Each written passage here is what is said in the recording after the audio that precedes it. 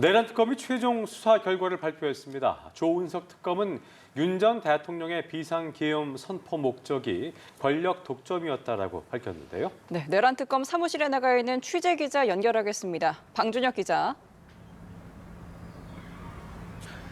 네, 조은석 특별검사가 오늘 오전 브리핑을 열고 180일간의 수사 결과를 직접 발표했습니다. 조 특검은 윤석열 전 대통령의 비상계엄 선포 동기에 대해 정치적 반대 세력을 제거하고 권력을 독점 유지하려는 목적이었다고 밝혔습니다. 윤 전 대통령이 계엄 명분을 만들기 위해 비정상적인 군사작전을 통해 북한의 도발을 유인하려 했지만 실패했고 이후 국회의 정치 활동을 반국가 행위로 몰아 계엄을 선포했다는 게 특검의 판단입니다. 특검은 계엄 준비가 2023년 10월 이전부터 시작됐다고 특정했습니다. 그 근거론 노상원 전 사령관의 수첩에 적힌 군 인사 내용이 2023년 10월 인사 때 그대로 반영된 점을 제시했습니다. 특검은 또 윤 전 대통령이 2022년 11월 국민의힘 지도부 만찬에서 비상대권을 언급했고 이후 빨갱이, 총살 같은 표현을 사용하며 정치적 반대 세력에 대한 적대감을 지속적으로 드러냈다고 밝혔습니다. 계엄 선포일을 12월 3일로 정한 건 한간에 떠돌았던 무속과는 무관하며 미국의 개입을 차단하기 위한 판단이었다고 설명했습니다.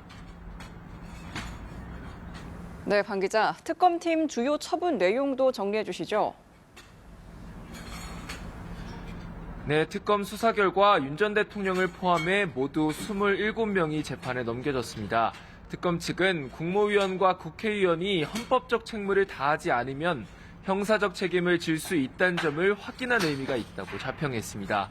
특검은 사법부의 내란 가담 의혹에 대해선 사실이 아니라고 결론 냈습니다. 조희대 대법원장이나 천대엽 법원 행정처장이 계엄을 준비하거나 논의하기 위한 간부회의를 열었다는 정황은 확인되지 않았다고 밝혔습니다. 대검 과학수사부와 국정원의 선관위 출동 의혹 역시 사실이 아닌 걸로 조사됐습니다. 윤 전 대통령 구속 취소를 결정한 지기영 부장판사도 사법부 관계자와 공모한 사실이 확인되지 않았다며 불기소로 마무리됐습니다. 특검은 다만 심우정 전 검찰총장의 즉시항고 포기 등 결론을 내지 못한 일부 사건은 경찰 국가수사본부로 이첩하기로 했습니다. 자, 방 기자, 특검이 김건희 씨 개입 의혹은 부인을 했다면서요? 네, 김건희 씨가 개입한 증거는 찾을 수 없었다는 게 특검팀의 설명입니다. 특검은 김 씨 보좌진들과 김 씨가 계엄 당일 방문한 성형외과 의사 등을 조사해 행적을 확인했지만 김 씨가 계엄에 관여한 정황은 확인되지 않았다고 밝혔습니다.